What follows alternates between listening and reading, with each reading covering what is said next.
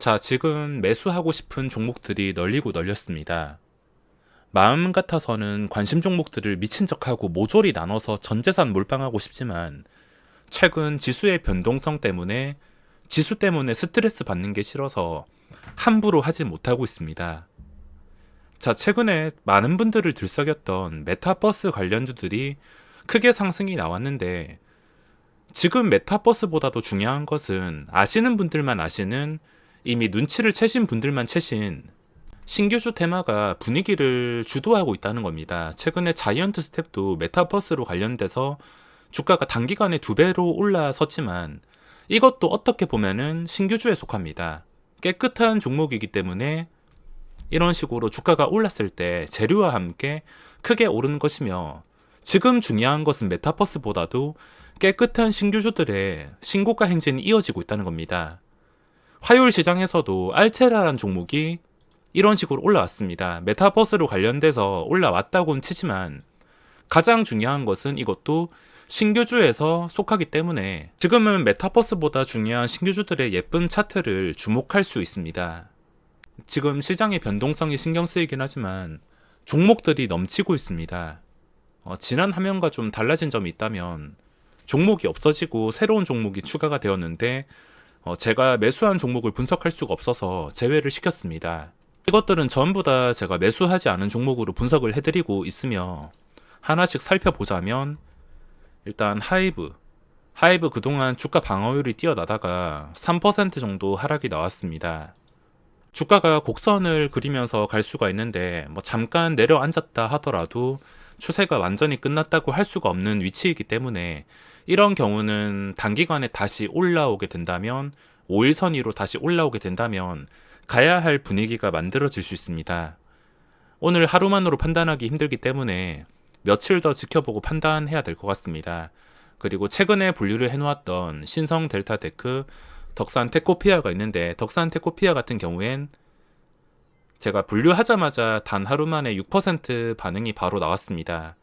지금 자리 자체가 어렵지 않은 자리고 그 전에 고점 보시면은 24,450원. 이것도 깨끗한 신규주 쪽에 속하기 때문에 며칠 거래가 되다가 결국에 이 자리를 지켜준다면 이 고점에서 충분히 멀어져서 시세가 나올 수가 있습니다. 하루 이틀 정도 캔들은 크게 신경 쓸 게 아니며 기간의 수급은 양호하게 유지가 되고 있습니다. 제 종목 선정이 JP 모간이랑 겹쳐서 그런지 이 덕산 테코피아도 JP 모간 들어갔다가 또 단타 치고 나갔습니다.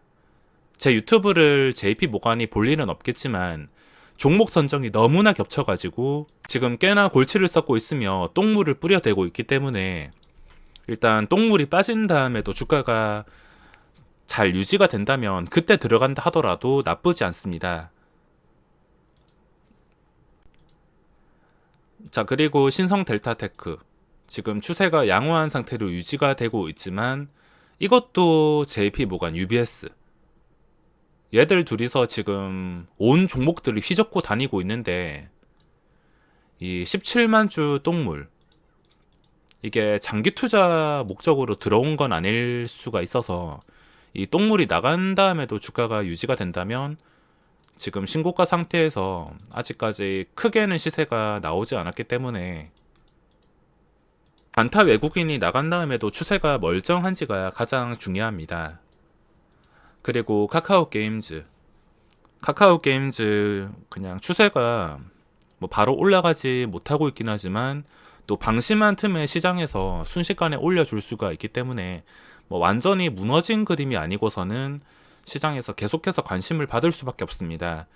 이제 그전과 달리 기본적인 거래량 자체가 거래대금 수준 자체가 틀리기 때문에 좀 확실하게 매매하고 싶으시자 하시는 분들은 평소와 다른 거래대금이 붙었을 때만 들어가도 신고가와 거리가 가깝기 때문에 오전에 보고서 거래량이 좀 심상치 않다, 오늘은 좀 평소와 다르게 거래량이 붙는 것 같다 싶을 때 바로 들어가면은 이 자리와 가까워서 먹을 자리가 쉽게 생길 수가 있습니다.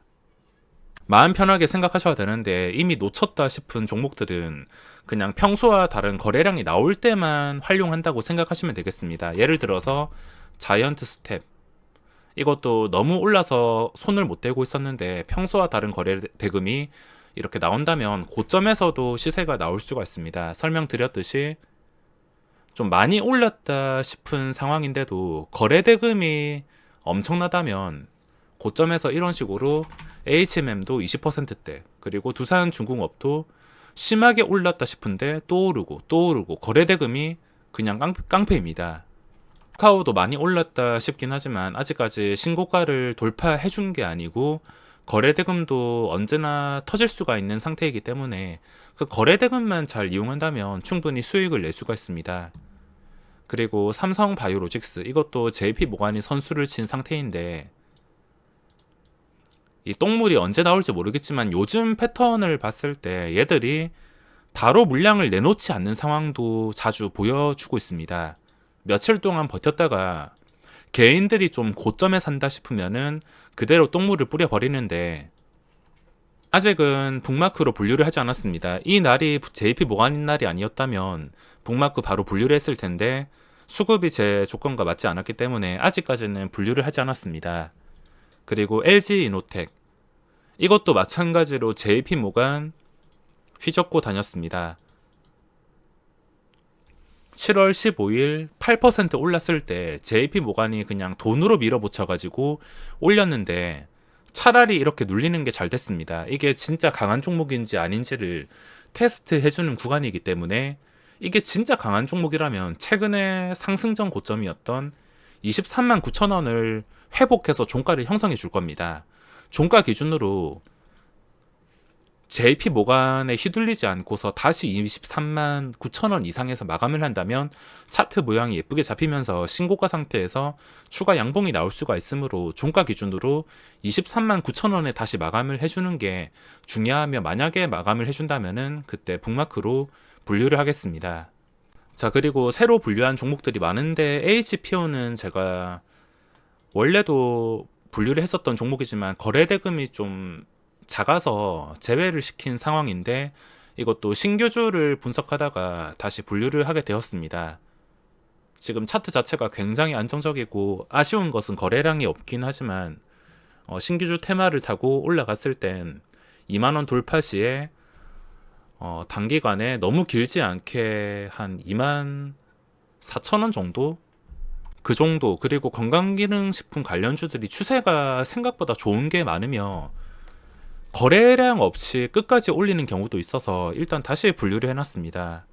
그리고 CS윈드 오랜만에 좀 반응이 나왔는데 반응이 나왔다고 바로 매수하는 게 아니라 이것도 마찬가지로 양봉 상태에서 며칠 지나고도 잘 빠지지 않고 이 상승 구간을 유지해 준다면 다시 10만원대까지 올라가는 첫 출발이 될 수가 있기 때문에 분류를 하게 되었습니다. 그리고 TY홀딩스, 이것도 신규주 쪽에 속할 수가 있는데 보시다시피 32,000원, 중요한 자리가 32,000원입니다.